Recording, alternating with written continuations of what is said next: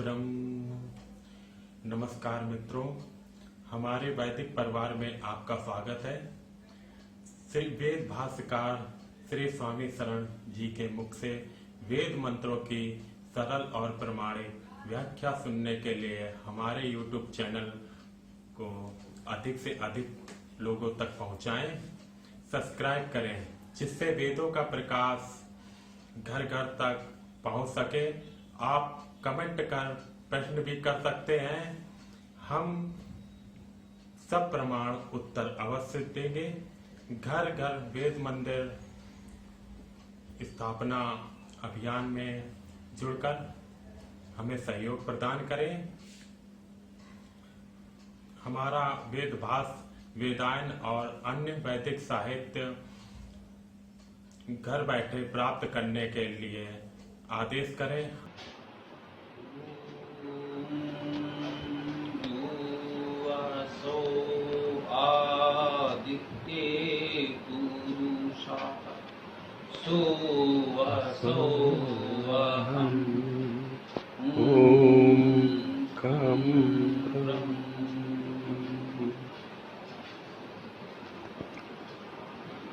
ऋग्वेद के प्रथम सूक्त अग्नि सूक्त का वाचन हम लोगों ने किया।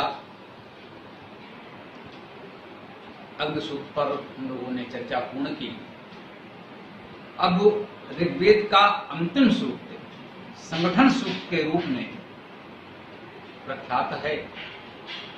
हम सब इस सूक्त से भी परिचित हैं।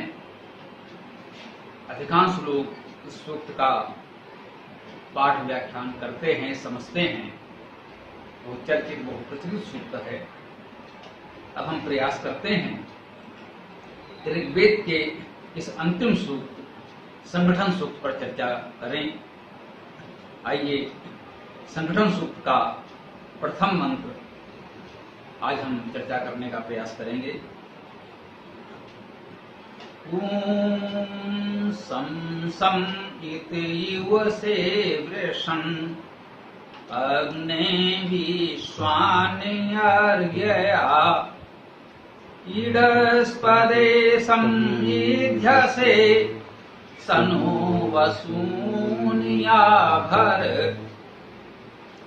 ये अग्नि मिलाते तुम सबको, सब कुछ बरसाते तुम स्वामी। सर्वत्र प्रकाशित ईडस्पदे, हम सबको वसुओं से भर दे। इस मंत्र में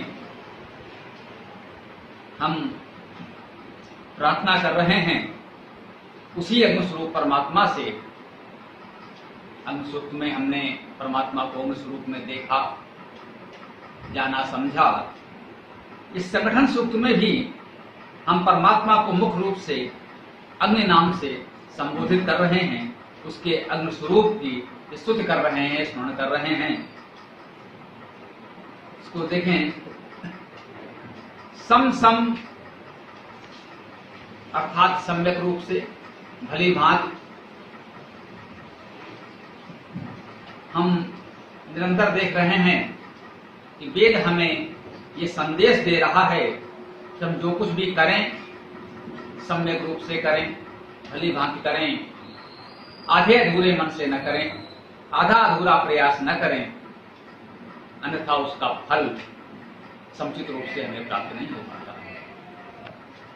तो इस मंत्र में सबसे पहले उपसर्ग सम 2 बार आया, अर्थात हम जो कुछ भी करना चाहते हैं उसे सम्यक रूप से करें, इस बात पर बल दिया जा रहा है। संस्कृत परंपरा में इसे अभ्यास कहते हैं। किसी शब्द को 2 बार प्रयोग करना अभ्यास कहलाता है, दोहराना कहलाता है, और ऐसा उस पर बल देने के लिए किया जाता है। इत का अर्थ भी ही है, अर्थात उस पर बल देने का और प्रयास किया जा रहा है कि जो कुछ भी हम करें वो पूर्णता भली भांति सम्यक रूप से ही करें। अब हमने इसमें अग्निस्वरूप परमात्मा से स्तुति की है, युवसे वृषन्। वृषण भी अग्नि का विशेषण है। हमने कहा सम सम इत युसे वृषण अग्नि। वो अग्नि जो वृषण है, बरसाने वाला है, शक्तिशाली है, पराक्रमी है, वर्षा करता है, अपने स्नेह की, कृपा की, करुणा की वर्षा हम सब पर करता है। वृषण माने बरसने वाला, बरसाने वाला। तो उस परमात्मा की कृपा, उसकी करुणा हम सब पर निरंतर बरस रही है। ऐसे अनुग्रह की वर्षा करने वाले हे अग्नि परमात्मन युवसे, अर्थात मिलाने वाले। यु धातु का अर्थ है मिलाना। युसे माने युक्त करते हो, क्रिया है तो युक्त करते हो। तो वो परमात्मा हम पर अपनी कृपा करुणा की वर्षा करने वाला तो है, वो अग्नि स्वरूप परमात्मा। उससे हम क्या कहते हैं, वो कृपा करुणा की वर्षा कर रहा है, हम क्या कह सकते हैं, युग से तुम हमको युक्त करते हो। किससे युक्त करना है? हम सब परमात्मा से संयुक्त होना चाहते हैं, क्योंकि सब कुछ परमात्मा ही है। संपूर्ण सृष्टि में परमात्मा ही अभिव्यक्त हो रहा है, तो हमें संपूर्ण सृष्टि से युक्त होना है, संयुक्त होना है। हमें परस्पर संयुक्त रूप से रहना है, हमें आपस में एक दूसरे से संयुक्त होना है, परस्पर सबसे जुड़ना है। हमारे बीच कोई अलगाव, कोई भेदभाव, कोई दूरी नहीं होनी चाहिए, किसी भी कारण से नहीं होनी चाहिए। कोई किसी भी दृष्टि से छोटा बड़ा, ऊंचा नीचा नहीं हो सकता। परमात्मा के सृष्टि में सभी समान हैं, क्योंकि सभी परमात्मा के स्वरूप हैं। क्योंकि संपूर्ण सृष्टि उस अव्यक्त परमात्मा का व्यक्त स्वरूप है, इसलिए हमारे बीच किसी तरह के भेदभाव के लिए कोई स्थान नहीं होता है। तो हमें सबसे युक्त होना है, तो हम उस परमात्मा से भी युक्त होंगे। क्योंकि आगे कहते हैं विश्वान अरे आ, विश्वान माने सभी। हमें युक्त होना है तो सभी से युक्त होना है।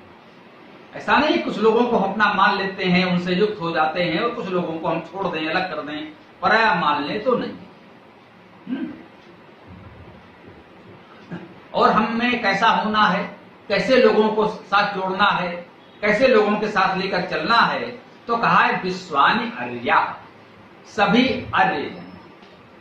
अर्य शब्द ऋगतो धातु से बनेगा, अर्थात प्रगतिशील, व्यापक भावना वाले लोग, उन्हें हम अर्य कहते हैं। ऋगतो धातु है मूलता, उसका अर्थ संपादन करना, प्राप्त करना, मिलाना, पहुंचाना।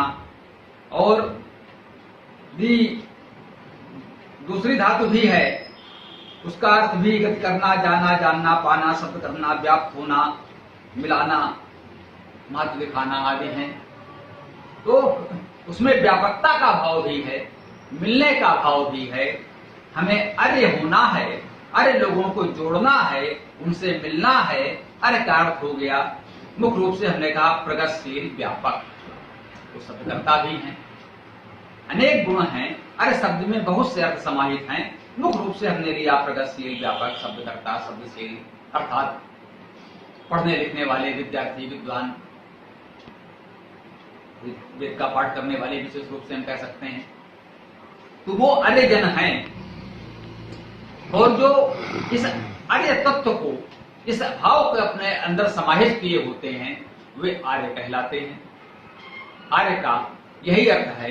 आर्य कोई जाति नहीं है, कोई प्रजाति नहीं है कि हम कहते हैं कि साहब ये कोई कबीला है, कोई जाति है, कोई जनजाति है, कोई समुदाय है कि जिनका रक्त समूह एक सा होगा, किसी तरह की रक्त संरचना एक सी होगी, तो वो एक आर्य माने जाएंगे। आर्य का अर्थ है जिनके अंदर ये गुण हो, प्रगतिशीलता हो, व्यापकता हो, अध्ययनशीलता हो, वे आर्य हैं। और वो समूह, समुदाय भाव को मानने वाले लोग आर्य हैं। इस भाव को हमें यहां समझना होगा। तो अब आगे हम क्या कह रहे हैं, इडस पदे, दूसरी पंक्ति में आया इडस पदे। इडस पदे माने इड धातु स्तुत करने के अर्थ में आती है। इडस पदे अर्थात स्तुतियों के पद में। इड धातु का अर्थ धारण करना भी होता है, इड धातु का अर्थ स्तुत करना भी होता है। तो इडस पदे का अर्थ हम दोनों ले सकते हैं। हम स्तुतियों के पद में, धारण करने के पद में, उन स्तुतियों में जो कुछ हम वर्णन करते हैं, जो पढ़ते हैं, जो कहते हैं, उसे अपने में धारण करें। पद का अर्थ चलना है, आचरण करना है। तो स्तुतियों को और धारणा शक्ति को हम अपने आचरण में लाएं, व्यवहार में लाएं, अपने जीवन में लाएं, तो ये भाव है इडस पदे, स्तुतियों के पद में, धारण शक्ति के पद में सम्यक रूप से इध्यसे। इध्यसे माने प्रकाश करते हो। इद धातु का मुख्य अर्थ प्रकाश करना है। क्योंकि यह भी एक गत्यर्थक धातु है, इसलिए गति ज्ञान भी इसमें समाहित होता है। जाना, जानना, पाना गत्यर्थक धातुओं में समाहित होते हैं। तो उस रूप में हम कह सकते हैं कि इसमें ये अर्थ भी समाहित हैं। इध्य से इसमें कहा गया है गति ज्ञान प्रकाश करते हो।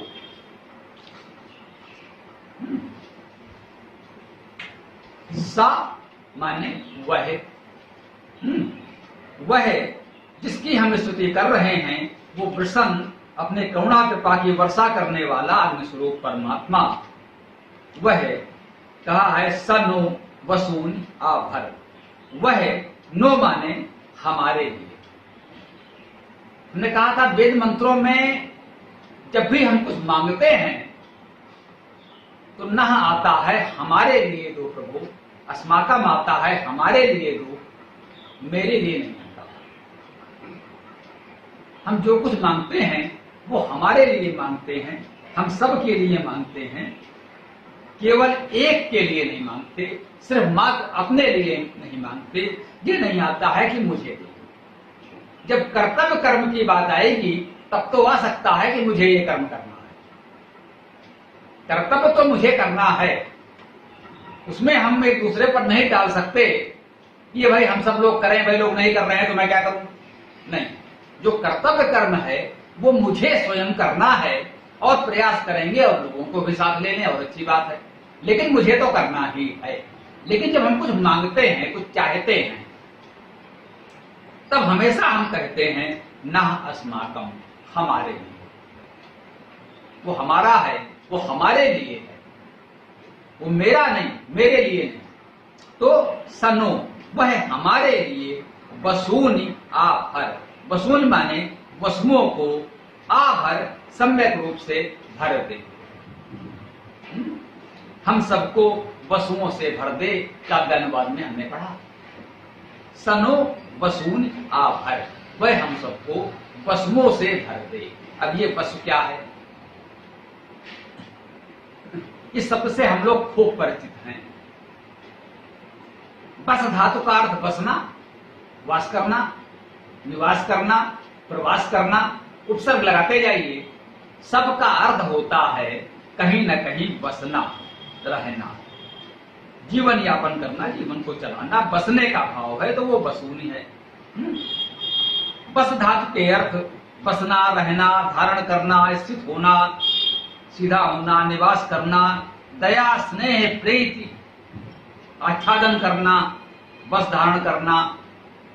बस धातु में ये सभी अर्थ समाहित है। तो बस धातु का जो मूल अर्थ है वो है बसना। अब बसने के लिए जो कुछ भी आवश्यक है बस धातु में वो सब कुछ है। बसने के लिए जो कुछ भी चाहिए, हमें घर चाहिए, वस्त्र चाहिए, वासन चाहिए। देखिए, बस धातु से हमारा वास आवास बनता है। आवास बनता है। आवास माने घर। जिस भवन में, जिस आवास में हम रहते हैं, वो घर, वो गृह भी क्या है? आवास है।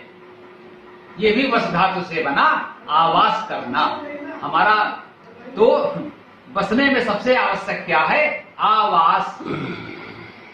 जहां हम समतात वास करते हैं, निरंतर वहीं रहते हैं, संपूर्णता से हम वहीं रहते हैं, वो आसानी से बदलता नहीं, कुशलता से नहीं परिवर्तित हो सकता, क्योंकि वो स्थायी होता है, स्थिर होता है, मूल्यवान भी होता है।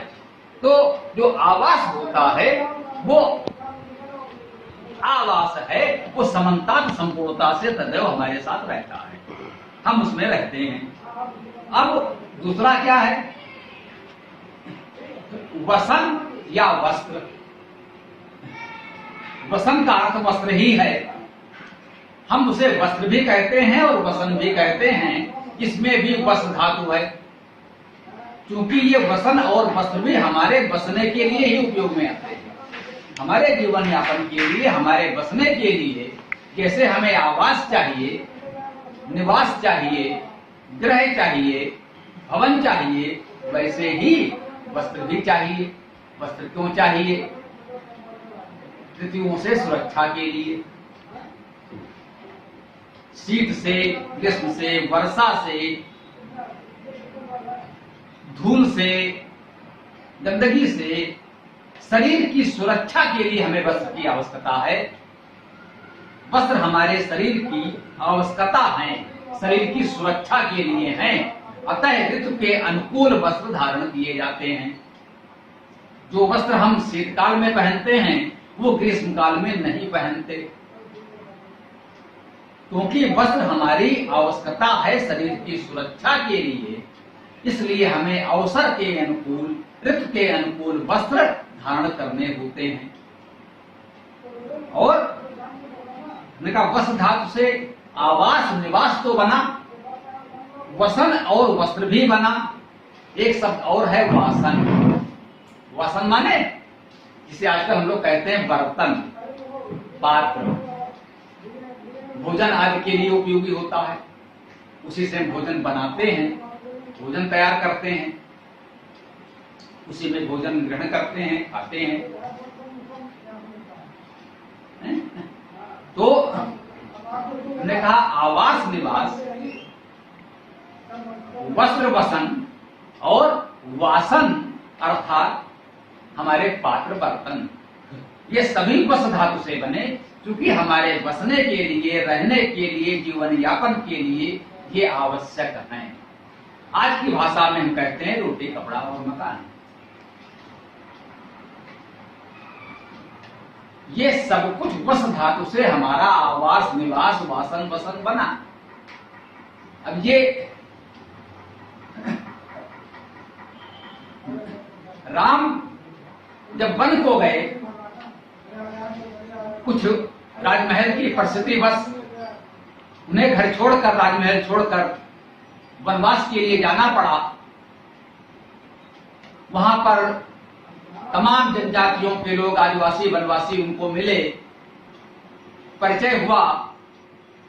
कौशलेश दशरथ के जाए, हम पितु वचन मान्य बने आए। बताते हैं वैसे तो हम राजा दशरथ के पुत्र हैं, राज परिवार से हैं, राजकुमार हैं, लेकिन परिस्थिति ऐसी आ गई है कि अब हमें भी आपके साथ इस वन में रहना पड़ेगा। हम आप एक दूसरे का सहयोग कुछ कर सकते हो, कुछ हमारी सहायता करें भाई, वन में आए हैं। उन भोले भाले आदिवासियों ने कहा,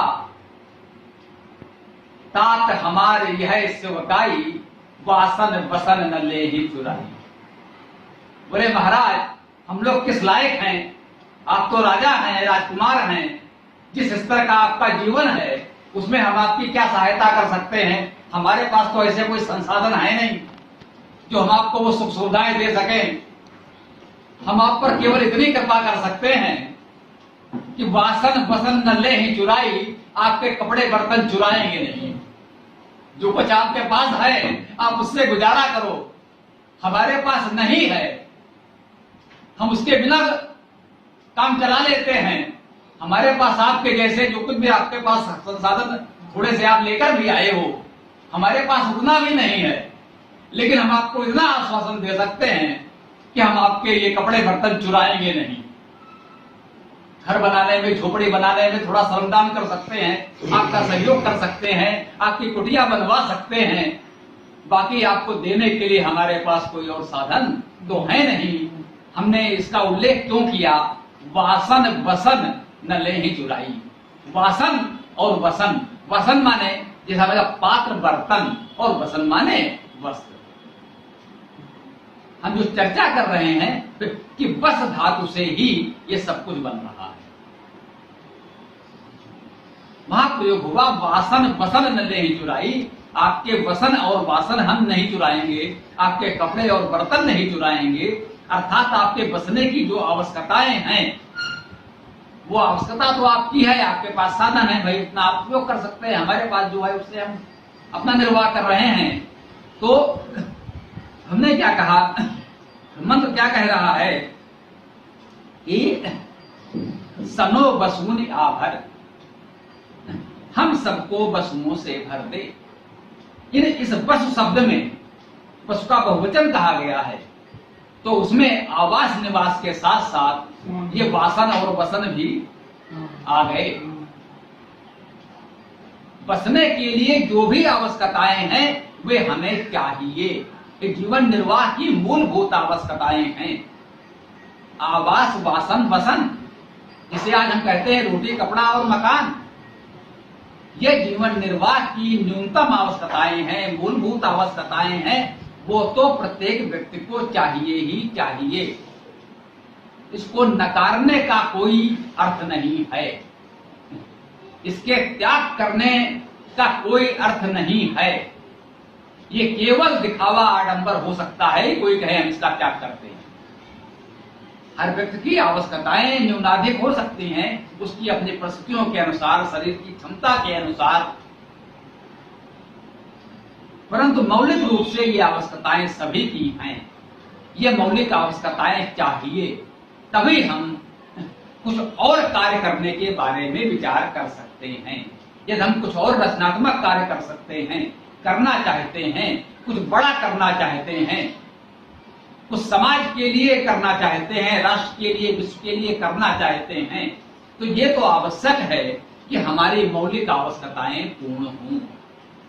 यदि हमारी मौलिक आवश्यकताएं ही पूर्ण नहीं होंगी तो हम उसी में उलझे रहेंगे और कोई बड़ा कार्य नहीं कर सकेंगे। उसके लिए हमें स्वयं प्रयास करना है, सामूहिक रूप से, सामाजिक दृष्टि से प्रयास करना है। समाज में जो लोग सक्षम समर्थ हैं वो सहायता कर सकते हैं। अगर हम किसी योग्य हैं, ईश्वर ने हमें कुछ संसाधन दिए हैं, तो जितना संभव हो किसी की सहायता कर सकें तो कर दें। या हमें आवश्यकता है, जो सक्षम समर्थ है उससे हम अनुरोध कर सकते हैं कि भाई आप सक्षम हैं, हो सके तो कुछ सहायता कर दें। तो इस प्रकार से समाज में यह हवन अर्थात आदान प्रदान का कार्य चलता रहेगा और सभी की आवश्यकताएं पूर्ण होती रहेंगी। क्योंकि ये हम मानते हैं कि संपूर्ण समाज अव्यक्त परमात्मा का अव्यक्त स्वरूप है। इस मंत्र में हमने परमात्मा से प्रार्थना की कि सनो बसून या भर, वह परमात्मा हमें इन वसुओं से भर दे। हमारे जीवन में ये जो वास की, निर्वाह की आवश्यकताएं हैं उन्हें पूर्ण करे, प्रदान करे। ये हम परमात्मा से प्रार्थना करते हैं। जैसा कि हमने निवेदन किया है कि वेद मंत्रों में ये संदेश होता है कि जो हम परमात्मा के गुण वर्णन करते हैं, स्तुतियां करते हैं, जो हम परमात्मा से प्रार्थना करते हैं, उसे हमें स्वयं अपनाना होता है। तो हम परमात्मा से प्रार्थना करते हैं कि सनो बसून या भर, वो हमको वसुओं से भर दे। तो हमें प्रयास करना चाहिए, अपने परिश्रम से, योग्यता से, अपने प्रयास से हम इसको जुटाने का प्रयास करें, अर्जित करने का प्रयास करें और समाज के सामूहिक सहयोग से प्रयास करें कि जो लोग सक्षम नहीं हैं उन तक भी पहुंचाएं और इस प्रकार से समाज को इन आवश्यकताओं की पूर्ति करने में हम सहयोग करें और अंत में ईश्वर से प्रार्थना करें कि अपनी क्षमता पर हमने प्रयास किया, अब आगे हमारी सामर्थ्य तो सीमित है, आगे हे प्रभु आप कृपा करें, आप हमारी इन आवश्यकताओं को पूर्ण करें, क्योंकि हमने पहले ही कहा प्रसन्न अग्नि, हे परमात्मन तुम तो अपने दया करुणा कृपा की वर्षा करने वाले हो, तो हमारे लिए इन आवश्यकताओं को पूर्ण कर दो, इनकी वर्षा कर दो कि हमारा जीवन इन आवश्यकताओं से परिपूर्ण रहे, हमारा जीवन सुखी संपन्न रहे। संगठन सूत्र का पहला मंत्र आज हम लोगों ने निवेदित किया। इस प्रकार से हम समाज में संगठित रूप से रहेंगे तो पूरे समाज की उन्नति होगी, विकास होगा, हम सबका भला होगा। इस भावना के साथ आइए ओम मंत्र हम सब साथ बोलते हैं। ॐ यो असौ आदित्यः पुरुषः सो असौ अहम्। पूरा वीडियो देखने के लिए बहुत बहुत धन्यवाद। कमेंट में अपने विचार अवश्य दें। आपको कोई भी प्रश्न पूछना हो तो कमेंट बॉक्स पर कमेंट कर सकते हैं। डिस्क्रिप्शन में वेबसाइट का लिंक दे दिया गया है, उसमें अधिक जानकारी प्राप्त कर सकते हैं। धन्यवाद। ओम खम ब्रह्म।